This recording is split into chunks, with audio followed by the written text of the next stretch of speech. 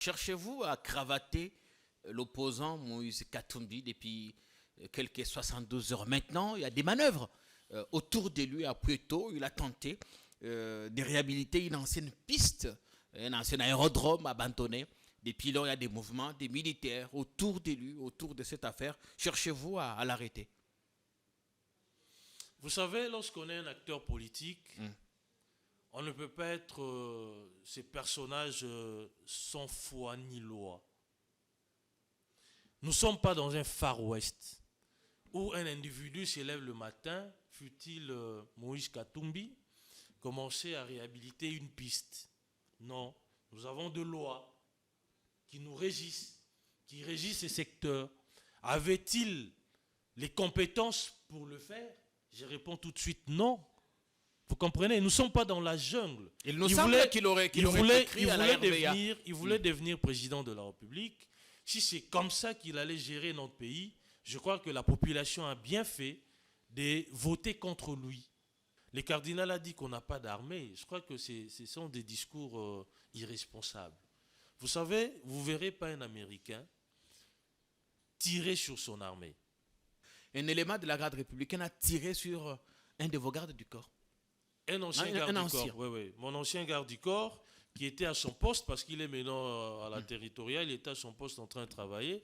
Et puis on a tiré sur lui parce qu'il fallait obtenir à tout prix la relaxation d'un frère, je crois, de ces militaires.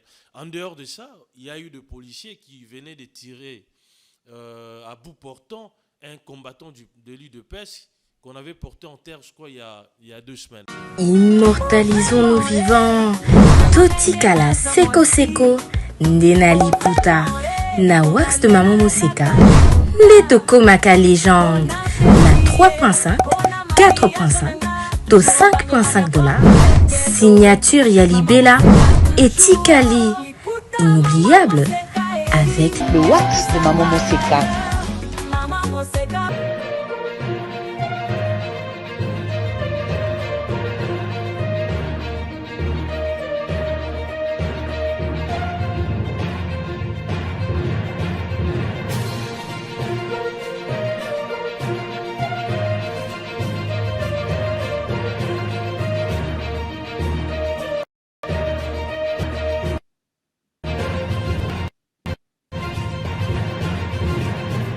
Bienvenue sur Politiquons, la force du détail. Le pouvoir de Kinshasa chercherait-il à cravater l'opposant Moïse Katumbi? On reviendra largement dans l'émission sur les manœuvres observées ces dernières 72 heures autour de ce qui convient désormais d'être appelé l'affaire de la piste de Moulondé, ces petits aérodromes de Puerto abandonnés dont les travaux de réhabilitation ont été financés par l'opposant, ce qui n'a pas du tout plu au pouvoir. On y reviendra très largement dans l'émission. Le cardinal est en colère.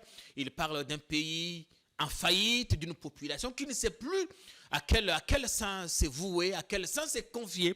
On reviendra également dans l'émission sur l'interview qu'il a accordée à nos confrères de France 24, pendant qu'ici, au pays, le pouvoir cherche évidemment à imposer les éléments de langage sur ce qu'il appelle révision de la Constitution ou changement de la loi fondamentale. Mais pendant ce temps, les eaux du Kivu ont encore englouti des âmes innocentes. On y reviendra dans l'émission. On termine la semaine avec le député UDPS Francis Chibalabala, qu'on a le plaisir de recevoir ce matin. Bonjour, honorable. Merci. Comment allez-vous? Je vais très bien par la grâce de Dieu et nous sommes attristés par la nouvelle, la mauvaise, oui. À la suite du naufrage de cette embarcation des fortunes qui a tué quand même beaucoup de Congolais. Et je crois que... Encore une fois, des vies innocentes fauchées. Effectivement, ça fait très mal. Déjà, nous sommes en train d'être décimés dans la partie est de la République. Et enregistrer encore de morts, je crois que ces décomptes macabres ne peut que nous rendre tristes ce matin. Mais étant donné que j'avais reçu votre invitation, et en tant qu'élu du peuple, je me suis fait violence de venir pour, bien entendu, débattre sur l'actualité. Vous avez bien fait de venir, honorable Francis Chibalabala. Mais s'indigner ne suffit pas, honorable. Pardon? S'indigner, exprimer votre indignation, présenter des condoléances. Au finish, on est habitué maintenant. Effectivement, ça ne suffit pas. Il faut des mesures vraiment draconiennes pour essayer de réglementer un peu ces secteurs-là. Depuis un certain moment, nous observons, nous assistons impuissamment au naufrage des embarcations, etc. Il y en a de plus en plus ces 3 derniers mois. Effectivement, je crois qu'il faut vraiment une remise en question par rapport à cette situation et trouver des solutions qui soient vraiment durables pour épargner les vies humaines, qu'on ne puisse plus faire ces décomptes macabres que nous faisons depuis un certain moment. Et je crois que c'est l'occasion pour le ministre, le vice-premier ministre, ministre des Transports, Jean-Pierre Bemba, qui puisse un peu remettre de l'ordre dans ces secteurs parce que ça ne va pas. Il y a des embarcations des fortunes, des embarcations qui sont vétustes, qui pouvaient bien entendu ne plus être en circulation, malheureusement. Il n'y a pas un contrôle efficace dans ces secteurs et nous enregistrons de morts à cause justement de l'impuissance de l'État ou de l'insouciance de ceux qui sont censés, bien entendu, remettre de l'ordre dans ces secteurs. C'est un accident de plus qu'on aurait pu éviter. Effectivement. Si on avait pris des mesures idoines. Effectivement, mais ça reste un accident. Il y a même des bateaux, des embarcations qui répondent aux normes, aux standards internationaux, mais qui coulent parfois aussi. Il s'agit d'un accident, nous ne savons pas si... Un accident, mais chez nous, c'est quand même les gens nous maintenant... ne savons pas si c'était lié... Ces 3 derniers mois, on en a enregistré énormément. Nous ne savons pas si c'était lié à la vétusté, justement, de l'embarcation ou il y a eu un problème technique. Bon, là, je crois que les enquêtes vont déterminer, bien entendu, la cause de cette... Est-ce que vous sentez l'action de Jean-Pierre Bemba depuis qu'il a été muté au transport? Bon, jusqu'ici, l'action du vice-premier ministre, ministre des Transports, n'a pas encore atteint le seuil de l'acceptable. Je crois qu'il y a des réformes, il y a des mesures qui sont prises, parce que je ne dirais pas non plus qu'il est en train de se tourner le pouce. Il est réellement en train de travailler, mais certainement les effets de son action vont se faire sentir dans les jours qui viennent. Donc ce n'est pas les jours où on prend des mesures que leurs effets vont se faire sentir dans l'opinion. Donc je crois qu'avec ces énièmes accidents, il y aura certainement des mesures vraiment idoines. Il y a une délégation gouvernementale qui doit arriver dans les heures qui suivent à Goma pour participer,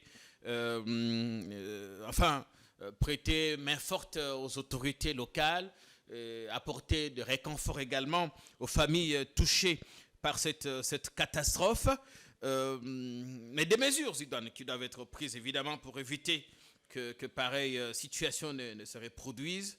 Ça va mal sur les eaux, dans les airs, les couleurs nationales ont disparu également. En attendant, il faut attendre Air Congo, Congo Airways, va malheureusement fermer ses portes. Vous l'avez trouvé avec une flotte d'environ 4 avions qui ne sont plus en opération aujourd'hui. Ça ne fait pas partie de nos thématiques, mais parce que nous parlons du transport, parlons-en. Ces populations prennent ces embarcations de fortune simplement parce qu'il n'y a pas mieux. Effectivement, parce qu'il n'y a pas mieux, l'État n'a pas pourvu justement à ces moyens de locomotion. Mais les avions que nous avons trouvés, étaient-ils en bon état? Là, c'est encore la question qu'il faut se poser. Au moins, il y en avait. Est-ce que c'était des aéronefs neufs? Je crois que ce n'est pas le cas, ça n'a pas été le cas. Il y a des problèmes, certes, mais je crois que l'État, avec ce gouvernement ou le second quinquennat du chef de l'État, il va essayer de rencontrer les attentes de nos populations. Donc, il se pose actuellement un sérieux problème de voie de locomotion. Et même en venant ici, par exemple, j'ai mis des heures pour arriver avec des embouteillages. Vous êtes élu de la capitale, ouais. Des problèmes des routes et tout ça. Je crois qu'il y a des mesures qui sont prises s'agissant de routes déjà, avec des routes secondaires qui sont en train d'être construites, qui vont bien entendu désengorger la ville de Kinshasa. On n'aura plus seulement les boulevards du 30 juin ou le boulevard Lumumba pour aller soit du côté de l'aéroport ou vers Ntsele là-bas. Et comme, avec les rocades de Kinshasa. Avec des rocades, je crois que ça va quand même fluidifier la voie, la circulation, au lieu que nous puissions emprunter seulement le voie principale que nous connaissons. Mais entre-temps, ces voies principales ont aussi des problèmes, des petits bobos par-ci, par-là. Le ministre reconduit aux ITPR disait ce qui concerne le programme Kinshasa Zéro Trou, on était autour de 90% du taux d'exécution. Oui, je crois que ce sont des données prouvées par les experts. Il y a le ministre, c'est lui en principe l'avoir autorisé pour nous dire, pour nous donner des statistiques. Mais nous qui roulons, vos aînés qui roulons, ça va. Et je pense qu'il y a eu de ce côté-là, il y a quand même eu beaucoup d'avancées. Il y avait des trous pratiquement sur toutes les voies, que ce soit les voies principales ou les voies secondaires, il y avait des trous, mais il y a eu, avec ces projets-là, Kinshasa Zéro Trou, je crois qu'on a eu quand même à colmater plusieurs trous, mais ce n'est pas suffisant. Taux d'exécution 90%, ce n'est pas 100%.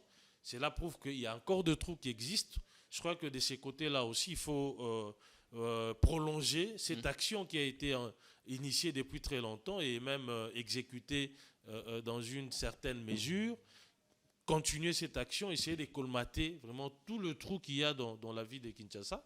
Ça va encore, comme je l'ai dit précédemment, fluidifier la circulation parce que les embouteillages, ça nous cause d'énormes problèmes. Déjà, quand il faut... Surtout pour vos électeurs de la Tchangou. Pour investir la ville, il faut quitter à 6 h du matin pour arriver à l'heure.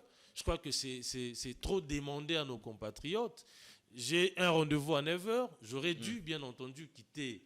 Je dois normalement quitter à 8 h, maximum 1 heure de circulation. Mais s'il faut que je passe 3 heures, je crois que c'est vraiment énorme et il faut que de ce côté-là aussi qu'on puisse trouver des solutions. Et la solution, c'est d'abord la construction de routes secondaires, mais aussi le colmatage de trous qu'il y a sur différentes voies. Et je crois que ça va aussi faciliter les choses. La bonne nouvelle ce matin, c'est qu'il y a eu baisse du prix du carburant à la pompe. On est passé de 3400 à 2900 quelque chose pour une fois.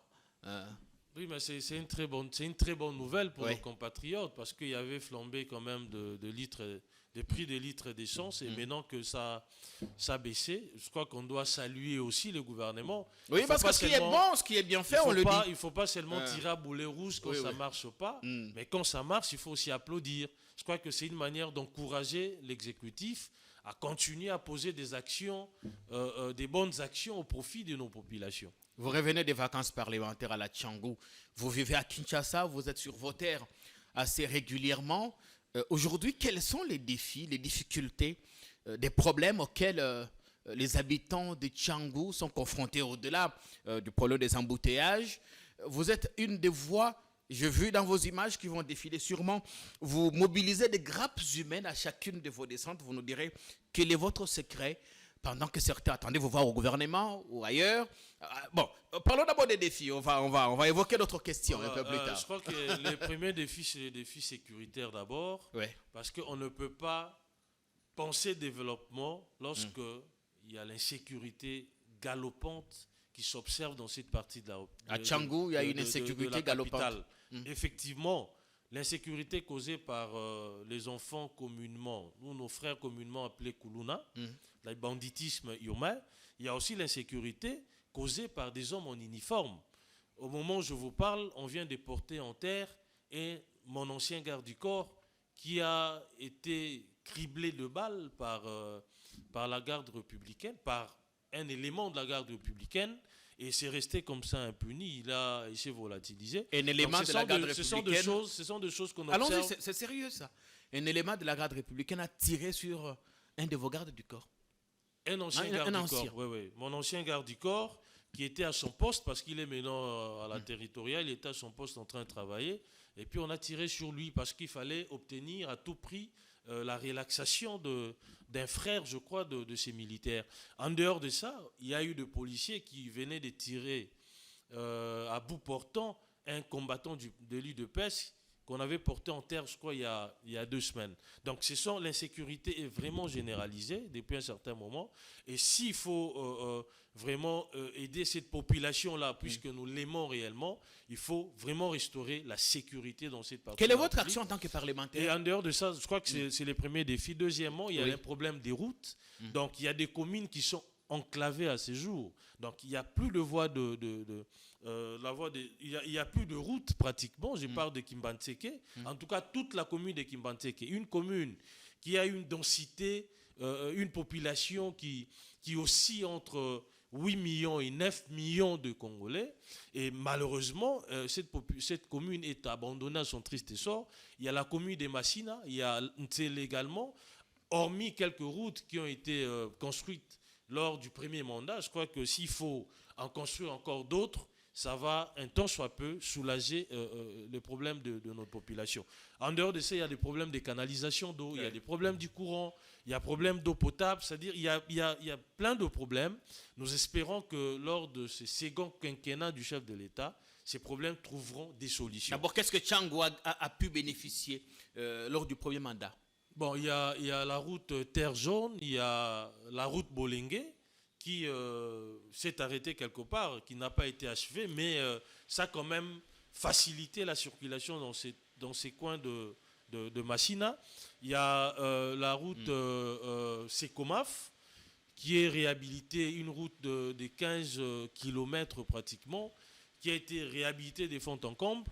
Donc, il y a, en dehors de route, il y a aussi... l'extension de la régie des eaux, ou comment on appelle ça? L'usine de captage? L'usine de captage, je crois, de la régie des eaux vers Sekomaf là-bas, qui va desservir une grande partie de la population, d'Njili, Mongafoul, etc. Donc, il y a quand même pas mal d'actions. Il y a aussi la gratuité d'enseignement, il y a la maternité gratuite, etc. Parce que là... Elle est opérationnelle là-bas. Effectivement, quand vous allez dans des hôpitaux officiels, des hôpitaux de l'État, les femmes accouchent gratuitement. J'en connais plusieurs de femmes de mes amis qui ont eu à accoucher sans payer un seul rond. Donc, nous sommes bénéficiaires. Il y a aussi la route Kulumba qui n'a pas été achevée lors avant que les chefs de l'État ne prennent ces quartiers au Palais de la Nation. Mais après, ça a été achevé. Il y a même le prolongement de cette route qui est en train de s'observer depuis un certain moment. Donc, les travaux vont arriver à leur terme. Donc, nous sommes bénéficiaires des actions du président de la République. Ça, on ne peut pas les Qu'est-ce qu'il faut faire contester. maintenant pour trouver des solutions aux problèmes qui gangrènent la fin, aux défis auxquels les populations font face aujourd'hui, l'insécurité, la criminalité, le manque d'eau, électricité, tout ce qui... Je crois qu'avec... en tant que parlementaire, quelle est votre action? Non, moi je suis le porte-voix, justement. Quasiment. Oui. Donc je vais porter la voix de mes électeurs tel que je viens de le faire ici. Bon, c'est vrai que ce n'est pas les cadres indiqués, c'est au niveau de l'Assemblée.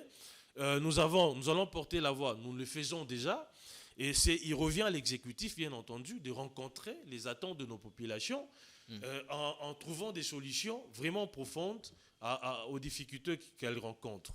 Et je crois que les gouvernements qui venaient d'être investis par nous ont pris la mesure de la situation qui traverse nos populations.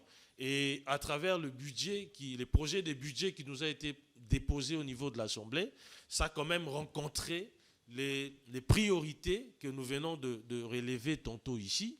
Et nous allons tout simplement revenir à la charge pour que, après l'adoption de ces budgets, nous allons veiller à ce que son exécution soit littéralement observée au profit de nos populations, parce que les budgets déjà auraient pris les désidératas de nos populations. On verra d'abord la reddition des comptes, et voir ce qui était prévu l'année passée, ce qui a été réalisé.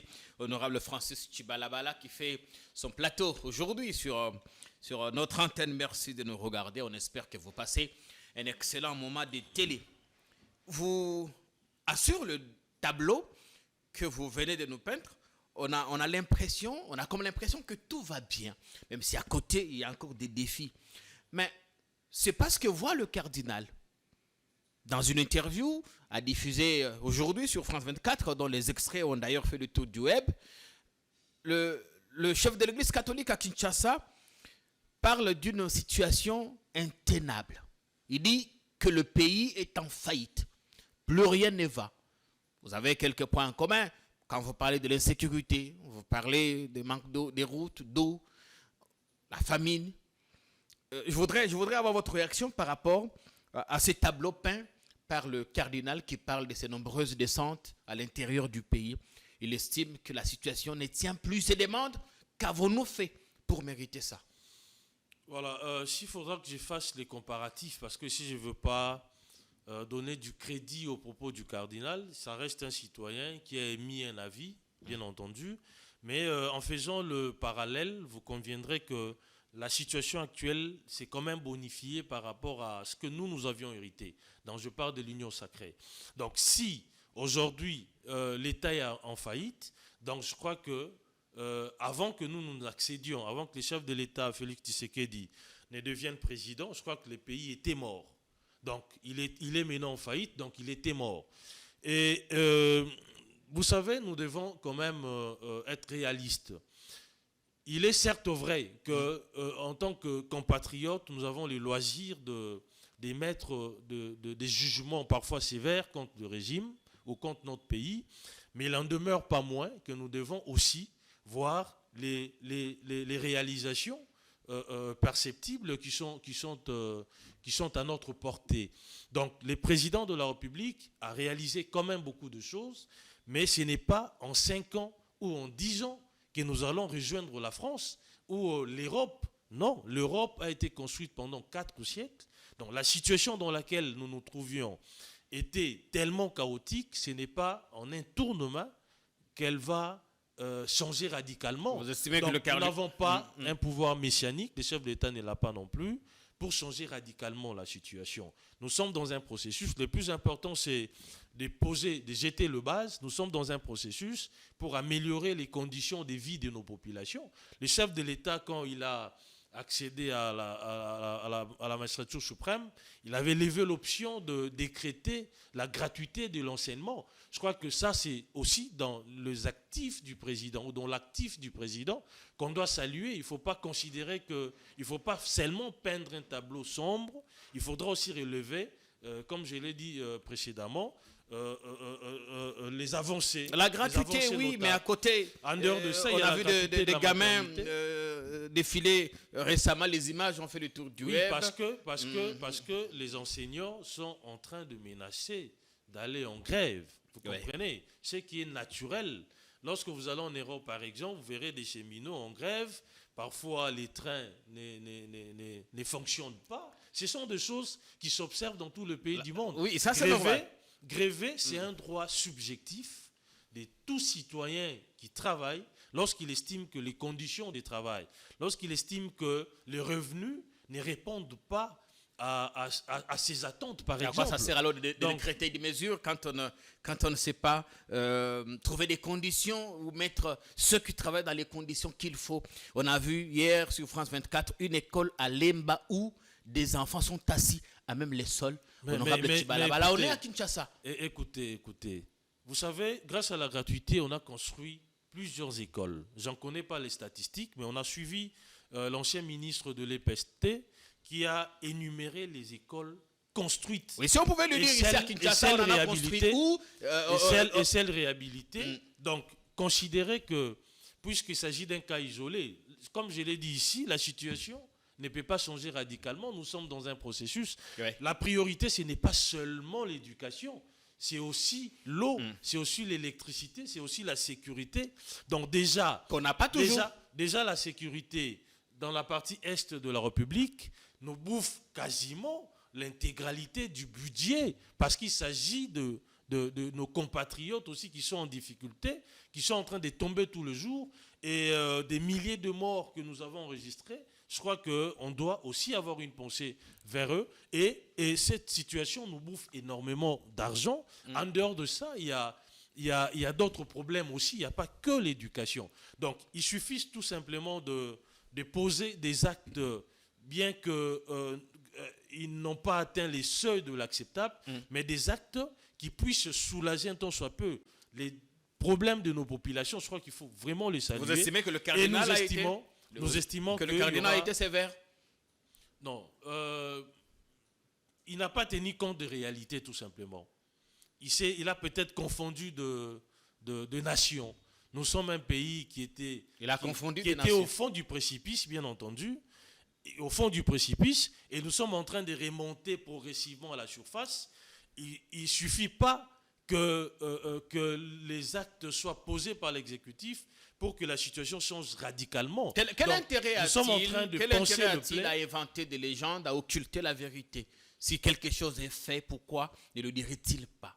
Avez-vous déjà suivi les cardinals en train de saluer la gratuité de l'enseignement?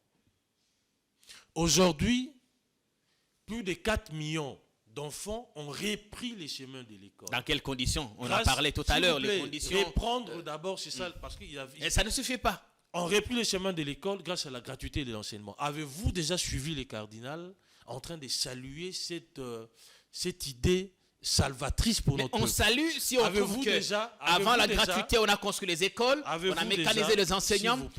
À quoi ça sert de saluer une mesure qui vient créer un problème au lieu d'en résoudre?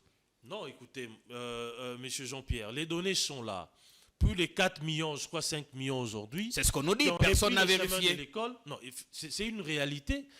À l'époque, est-ce que les familles démunies, des gens qui vivent en deçà vraiment de l'acceptable, est-ce que ces personnes avaient tel de moyens d'envoyer leurs enfants à l'école? Ce n'était pas le cas, mais aujourd'hui, grâce à la gratuité, parce qu'il suffit seulement de procurer des uniformes aux enfants, etc., les enfants vont reprendre l'école et sans payer un seul rond. C'est une réalité. Moi, mes enfants ont étudié dans une école officielle, ils ne payaient pas le frais. Donc, c'est une réalité vivante. Donc, il y a aussi des actions positives qu'on doit saluer. Il ne faut pas seulement peindre un tableau sombre des natures à jeter de l'opprobre sur les gouvernements ou bien à décrire l'inefficacité des actions du gouvernement, alors qu'en réalité, il y a des efforts positifs qui sont... Pour vous, le pays n'est donc pas en faillite? Il n'est pas en faillite, il est en train de ressusciter, bien entendu. Nous étions au fond du précipice et nous sommes en train de remonter à la surface. Avec un taux qui vacille aujourd'hui le 3000, le dollar, pas d'avion, vous pensez qu'on... Non, mais avec des pans entiers de notre territoire sous contrôle de puissances étrangères. Il y a des facteurs extérieurs qui sont à la base de ça. Donc, je ne vais pas ici vous apprendre quand est-ce qu'il y a dépréciation de la monnaie, etc.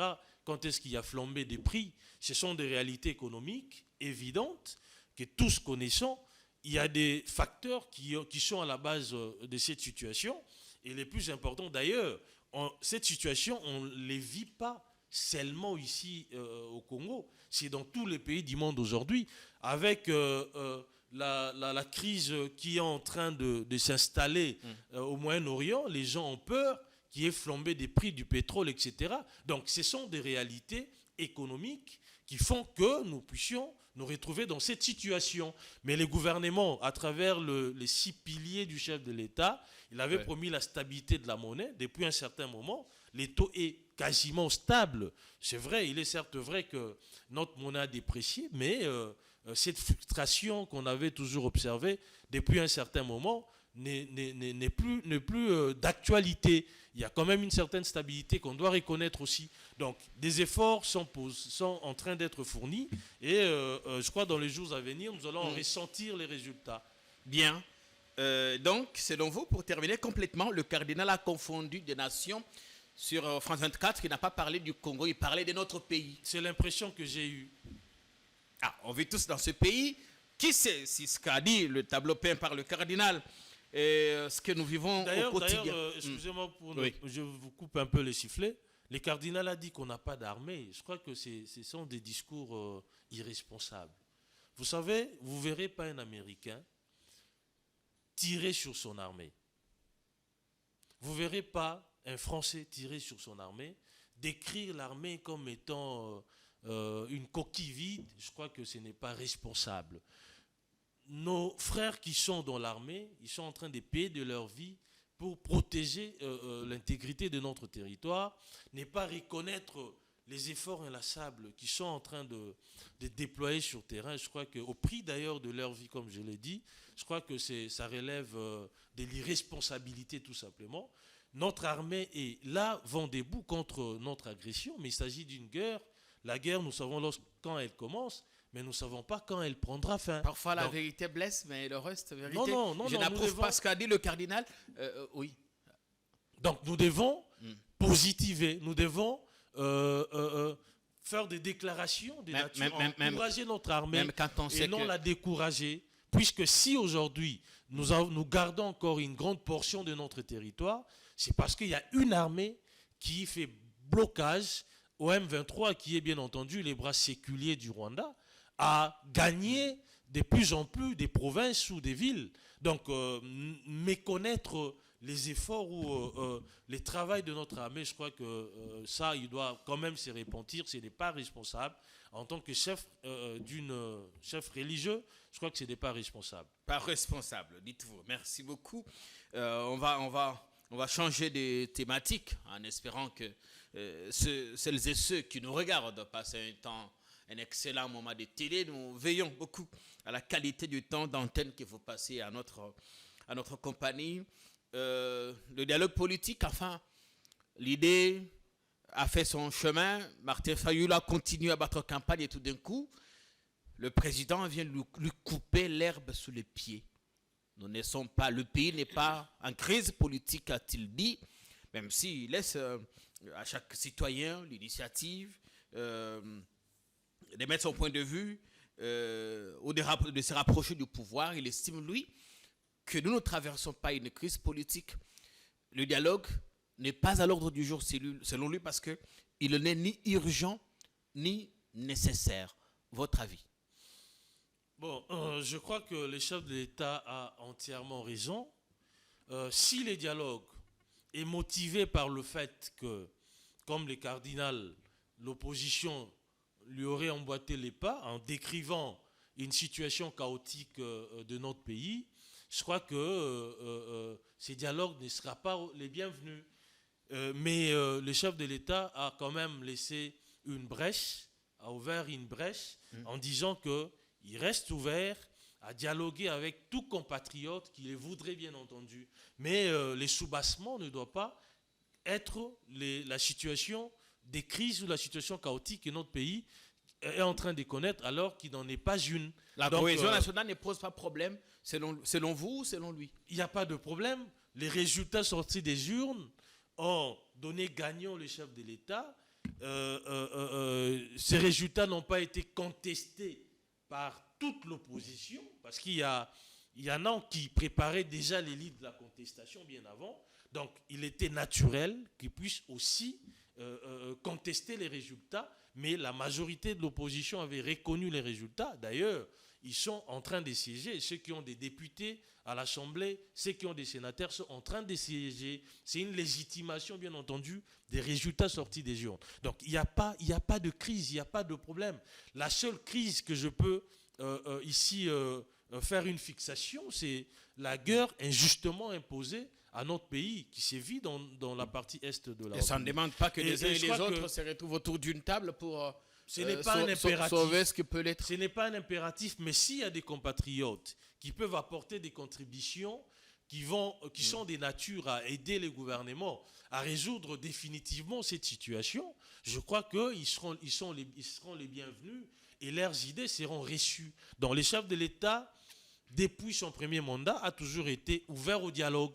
Il a toujours tendu la main à tout compatriote qui voudrait échanger avec lui, qui voudrait mettre à sa disposition des idées qui vont faire avancer les choses. Comment dialoguer avec les gens que l'on tacle à longueur de journée? Là où nous ne sommes pas d'accord, Oui. c'est parce que l'histoire politique de notre pays nous renseigne que chaque fois qu'il y a dialogue, à côté, il y a partage de responsabilités, partage de pouvoir. C'est ce que nous ne voulons pas. Parce que lorsque nous allons partager le pouvoir, il y aura un seul comptable qui sera le chef de l'État. Ouais. Ceux qui viendront ne viendront pas. S'ils viendront du bord de l'opposition, par exemple, ils ne viendront pas aider le chef de l'État à réussir son mandat parce qu'ils voudront que le chef de l'État échoue pour que la population retire la sympathie qu'elle a toujours à l'endroit du chef de l'État. Donc, nous n'avons pas besoin de migrer vers le partage de pouvoir. Si c'est pour aider à faire avancer les choses, je crois que chacun individuellement les fait déjà. Est-ce que c'est pas une façon pour le président de monter les enchères, montrer qu'il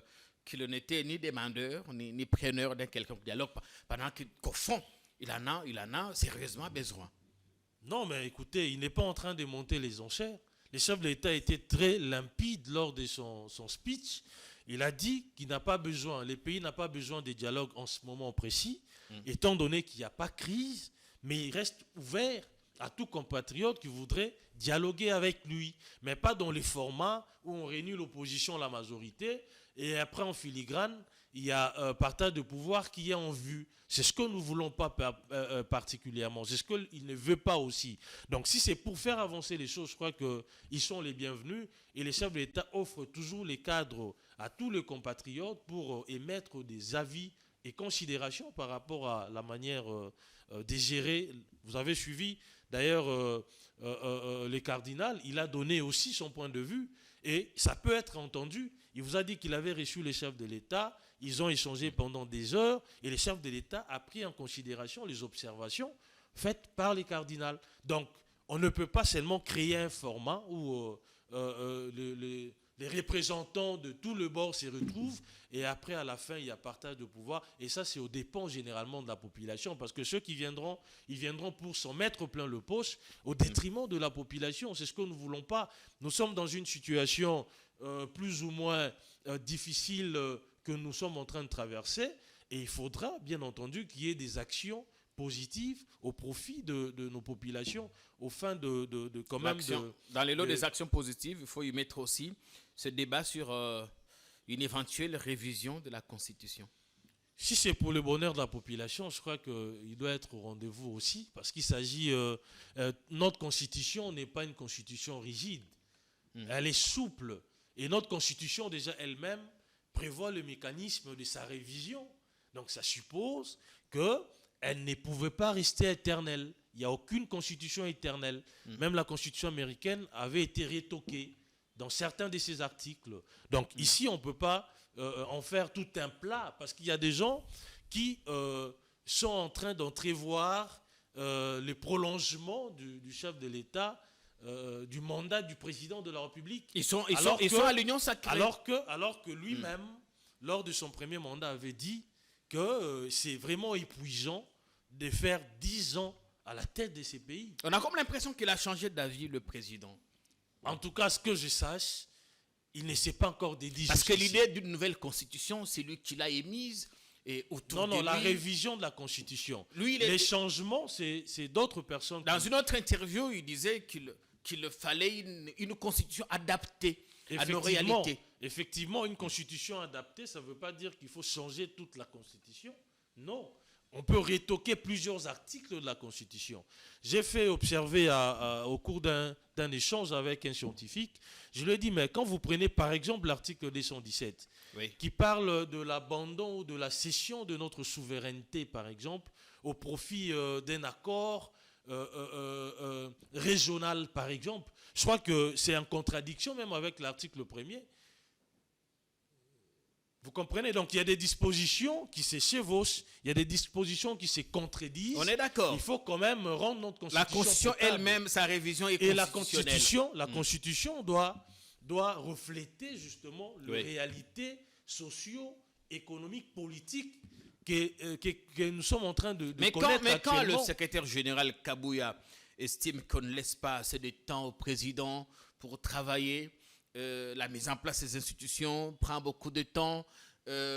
L'idée pour vous ici, c'est de nommer des gouverneurs, prolonger le mandat du président, mais ça va nous amener à une nouvelle constitution.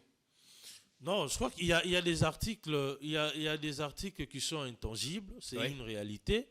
Mais ces articles-là, lorsque nous nous rendons compte qu'ils sont en déphasage avec l'évolution de la société, avec les réalités actuelles, doivent-ils demeurer intangibles ou il faut les rétoquer? C'est notre pacte. Parce que si c'est pour le bonheur de notre peuple, je crois qu'il faut les rétoquer. Les rétoquer pour donner l'exemple. Une présidence à vie à quelqu'un. Vous venez de parler de la nomination du gouverneur. Tous décrions la corruption qui a toujours entouré l'élection du gouverneur. Un gouverneur qui a dépensé des millions ou 1,5 million$ pour se faire élire, pensez-vous qu'il viendra travailler au profit de sa population? il viendra d'abord récupérer l'argent qu'il avait déboursé. Donc si on peut régler ces problèmes de corruption en nommant les gouverneurs par exemple... On peut régler ces problèmes de corruption sans passer par le changement de la Constitution. C'est prévoir des mécanismes pour qu'un gouverneur qui tenterait de corrompre des élus soit invalidé par exemple. Justement, parce que là, la Constitution, parmi les articles intangibles, il y a les suffrages universels, donc direct ou indirect. Donc les gouverneurs sont élus au suffrage universel indirect. Donc s'il faut casser ça, cela veut, par ricochet, dire que nous allons retoquer l'article 220 qui est intangible. Donc il y a des réalités qui peuvent nous pousser, bien entendu, à changer. Il y a des gens qui sont morts parce qu'ils défendaient l'intangibilité de ces 220. Touche pas à mon 220, on connaît ces refrains qui a retenti à une certaine époque. Des manifestations, des gens ont été réprimés parce qu'ils étaient contre toute modification. Et en première ligne, c'était l'UDPS. Oui, effectivement, nous étions contre la modification, parce que tout dépend de on la était motivation. Contre la modification ou contre le pouvoir. Enfin, contre la modification de la Constitution. Mais il y a eu quand même modification lors du mandat de président Kabila. Il y a des articles qui ont été modifiés. On n'a pas touché aux intangibles. Nous étions contre l'article 220 parce que nous avions estimé, en ce moment-là, il n'y avait pas une raison évidente pour que nous puissions les retoquer. Mais actuellement, par exemple, les données démontrent, je viens de vous citer par exemple les cas des gouverneurs, je parle maintenant des assemblées provinciales par exemple.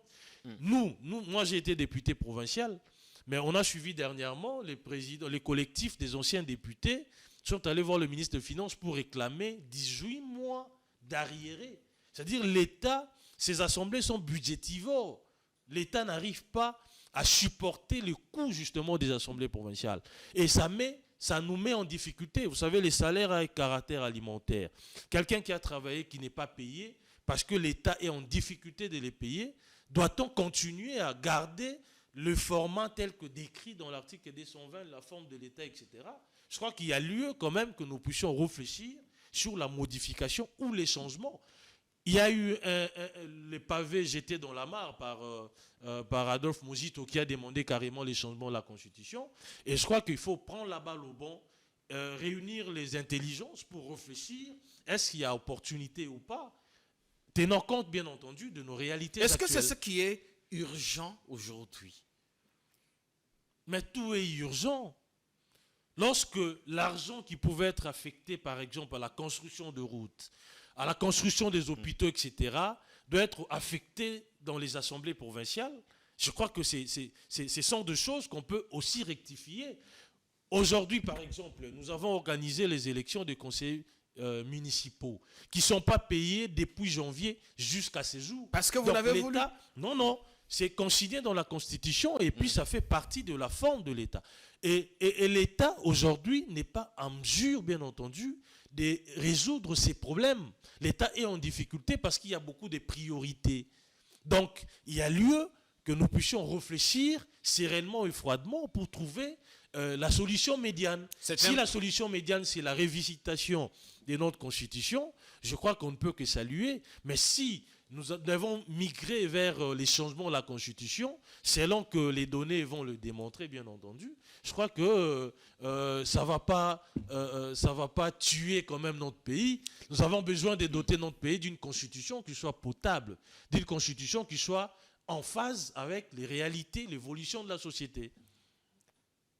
Est-ce qu'on peut dire que ce que vous faites est un ballon d'essai que vous lancez? Vous voulez voir la réaction de l'opinion, la réaction de la classe politique? Non, mais pas du tout. Je crois qu'il y a maintenant des débats au sein de la classe politique par rapport soit au changement de la Constitution, soit à la modification. L'opposition est formelle, on ne touche pas. Non, mais Mojito fait partie de l'opposition aussi. Ah, ouais.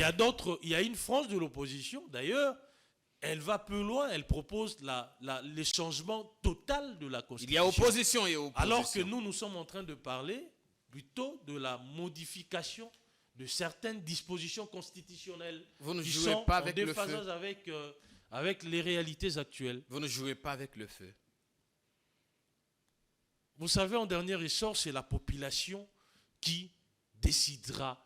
Si la population qui jouit de la pleine souveraineté estime que cette constitution doit être révisitée, je crois qu'il n'y a pas une force qui peut imputer justement ces droits le plus subjectifs à la population. Le débat ici, en fait, c'est la question du troisième mandat.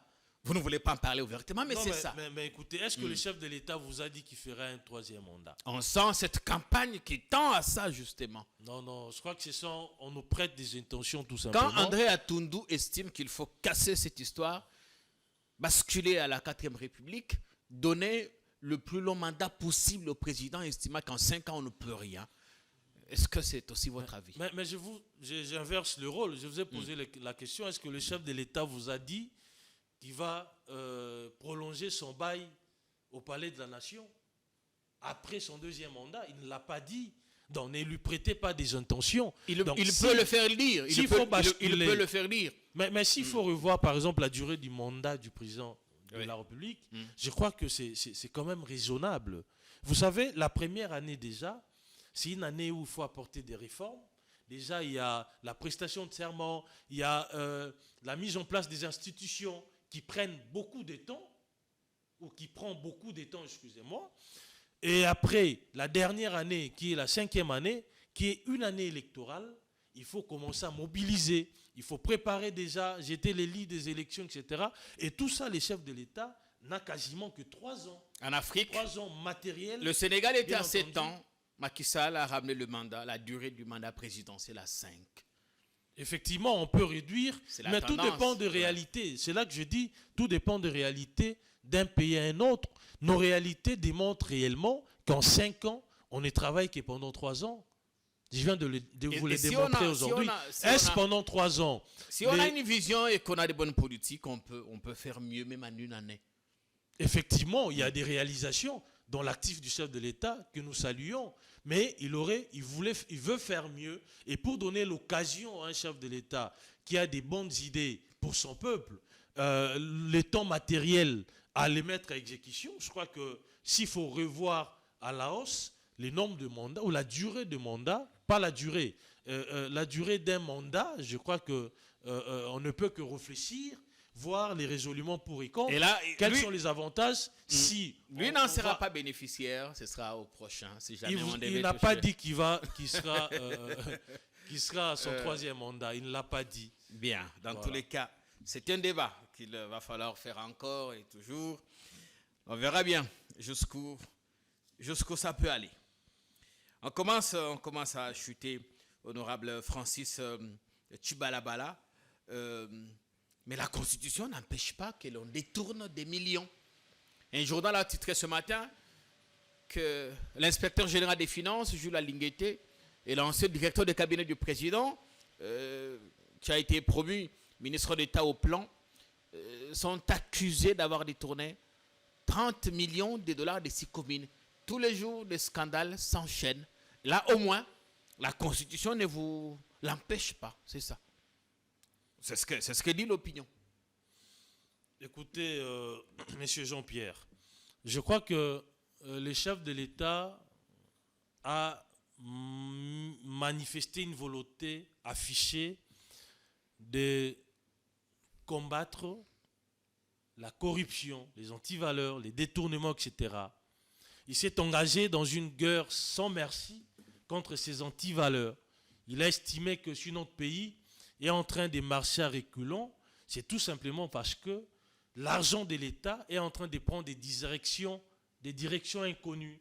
L'argent de l'État est en train de rentrer dans le poste des individus, au lieu que ça serve, bien entendu, à mettre à exécution des projets au profit de notre peuple, de nos populations. Donc, les chefs de l'État vont debout contre ces fléaux qui est en train de gangréner notre société. Voilà pourquoi l'IGF, qui a toujours existé, qui battait de l'aile, aujourd'hui l'IGF a le vent en poupe, a repris du poids de la bête. C'est grâce au chef de l'État. Il y a eu des millions, des milliards qui ont été encadrés par l'IGF, qui auraient dû prendre des destinations inconnues. Et cet argent a servi, bien entendu, à notre peuple, à notre pays. Aujourd'hui, c'est Donc, lui-même, l'IGF, l'inspecteur en chef, qui est accusé. S'il y a des tournements, ce n'est pas de la volonté du chef de l'État, parce que lui-même a toujours condamné ces genres de détournements. Mais encore, des détourneurs présumés. Encore que cela soit prouvé, parce qu'il n'y a que la justice qui établit la responsabilité pénale d'une personne. Il peut y avoir des soupçons, des affabulations, des accusations, comme c'est généralement le cas à l'endroit des politiques, et à l'encontre des politiques, mais il n'y a que la justice, après avoir mené des enquêtes, bien entendu, au vu des données qui lui sont fournies par les organes techniques, par exemple, il n'y a que la justice qui peut établir si vous êtes coupable ou vous êtes innocent. Donc ici, on ne peut pas considérer qu'il y a réellement détournement, parce qu'il n'y a pas un jugement au jour d'aujourd'hui qui condamne un responsable politique pour détournement. J'en ai pas vu. Les quelques-uns qui ont été condamnés ont été acquittés par la suite. Certains se retrouvent aux affaires. Bien. Condamné, acquitté, je crois que c'est paradoxal. S'il est condamné, donc il doit être écroué, bien entendu, et il doit purger sa peine. On en connaît qui ont été condamnés. Il y a eu eu des actions au niveau du parquet, et après le parquet a estimé que les accusations sont infondées. Il leur a octroyé la liberté provisoire, par exemple, les temps de continuer à fouiller, bien entendu, le dossier. Et on ne peut pas, au jour d'aujourd'hui, considérer que ces gens sont des détourneurs. Il y a le cas Nicolas Kazali qui est libre maintenant, qui siège avec vous à l'Assemblée nationale. Les forages, nous ne les avons toujours pas vus. Le cas Caméré, président de la Chambre à laquelle vous appartenez. Les maisons préfabriquées, personne ne les voit. Aucun militaire n'est vu aujourd'hui dans une maison préfabriquée. L'argent de l'État est sorti. Là, nous avons tous suivi les déroulés du procès. Ouais. Vous comprenez? Donc, s'il a été acquitté, on appelle, et cela prouve à suffisance que les accusations ne devraient pas lui être imputées, par exemple.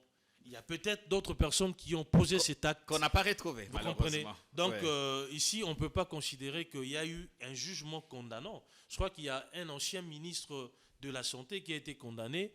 Le seul à avoir fini et purgé sa peine aussi. Mais ceux qui ont travaillé peine. avec les chefs de l'État jusqu'au jour d'aujourd'hui, moi personnellement en tant que juriste, je n'ai pas sous mes yeux un jugement définitif condamnant les condamnants par exemple pour détournement. Donc je ne sais pas ici dire qu'il y a effectivement eu détournement. Il y a peut-être des soupçons de détournement. Il y a des accusations, il y a même des affabulations. Là, il faut le relever aussi. Donc, il y a des gens qui se complaisent à jeter de l'opprobre sur des individus, tout simplement, au travers des accusations mensongères, dénuées de tout fondement. Ce sont des choses qu'il faut aussi décrier. Parce que là, ça jette de l'opprobre sur notre régime. Les gens ont l'impression que réellement, nous sommes en train d'aller de scandale en scandale, alors qu'en réalité, la justice n'a jamais établi la culpabilité de ceux qui travaillent avec les chefs de l'État. On commence à atterrir. Cherchez-vous à cravater l'opposant Moïse Katumbi depuis quelques 72 heures maintenant. Il y a des manœuvres autour de lui à Puerto. Il a tenté de réhabiliter une ancienne piste, un ancien aérodrome abandonné. Depuis lors, il y a des mouvements, des militaires autour de lui, autour de cette affaire. Cherchez-vous à l'arrêter. Vous savez, lorsqu'on est un acteur politique, on ne peut pas être ces personnages sans foi ni loi. Nous ne sommes pas dans un Far West où un individu s'élève le matin, fut-il Moïse Katumbi, commencer à réhabiliter une piste. Non, nous avons des lois qui nous régissent, qui régissent ces secteurs. Avait-il les compétences pour le faire? Je réponds tout de suite non. Vous comprenez? Nous ne sommes pas dans la jungle. Il nous semble qu'il aurait écrit à la RVA. Il voulait devenir président de la République. Si c'est comme ça qu'il allait gérer notre pays, je crois que la population a bien fait de voter contre lui. Vous comprenez? Nous devons être respectueux des textes. Moi, je ne peux pas. Quand je sors de chez moi pour arriver au boulevard, il y a des trous qui occasionnent des embouteillages. Mais je ne peux pas aujourd'hui me lever le matin, puisque j'ai de moyens, aller commencer à les colmater. Non, je ne le ferai pas. Ce n'est pas de mon ressort. Il a voulu le faire pour le bien de ce peuple abandonné. Non, on ne C'est peut d'ailleurs pas. de là que tout. On ne tout- peut tout pas est parti pour lui justifier avec dans sa un état fortune. de droit. Ouais. Nous ne pouvons pas justifier un acte illégal, même s'il est posé au profit de la population, mais il n'est pas dénué de son caractère illégal. Il peut bénéficier des circonstances atténuantes Je crois au que regard de s'il y l'intention. aura un qui- procès ouvert contre lui, il va faire valoir, bien entendu, cette demande des circonstances atténuantes chez les juges. On en est déjà Mais, là au procès, c'est-à-dire que vous. Non, vous allez le je suis dans les conditions. Allez-vous le cravater? Je crois que je ne représente pas le pouvoir judiciaire aujourd'hui. Oui. Je ne suis pas son porte-parole. Je ne parle pas en lieu et place des procureurs. Si j'estime que réellement les lois ont été énervées, je crois qu'ils vont enclencher une procédure judiciaire contre lui. Est-ce que vous Et tentez? c'est ça aussi l'état de droit. Est-ce que vous savez, cher- les opposants... Cherchez-vous à faire taire un homme qui visiblement dérange? Non, mais ce n'est pas nous qui l'avions demandé de le faire. Si vous allez commettre une infraction de droit commun, vous n'avez pas reçu de nos cartes blanches pour le faire. Donc même si vous avez reçu carte blanche pour le faire, nous ne sommes pas au-dessus de la loi. Tous devrions être soumis à la loi. Donc il a violé une disposition légale et cette disposition est assortie d'une condamnation ou des sanctions.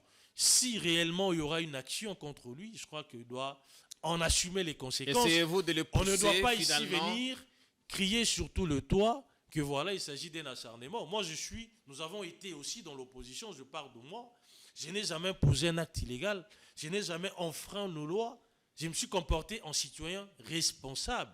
Donc, je ne peux pas aujourd'hui, si je foule au pied les lois de la République, tout de suite considérer qu'il s'agit, bien entendu, d'un acharnement. Comme c'est le cas aujourd'hui, les opposants qui sont détenus, les opposants qui sont arrêtés, sont en train de crier à qui veut les entendre qu'il s'agit d'un procès. Ce sont des prisonniers politiques. Vous cherchez-vous à alors qu'en étouffer réalité, ce n'est l'une pas des le voix cas. le plus audibles contre toute modification de la Constitution? Non, je crois que nous, si cette idée-là est en train d'émerger dans notre camp, si nous voulons réellement la mettre à exécution, c'est quand même pas Katumbi qui va nous l'en empêcher. Katumbi représente quoi dans ces pays en termes d'ancrage politique, en termes de capital politique? Les résultats des élections de 2023 en dit long.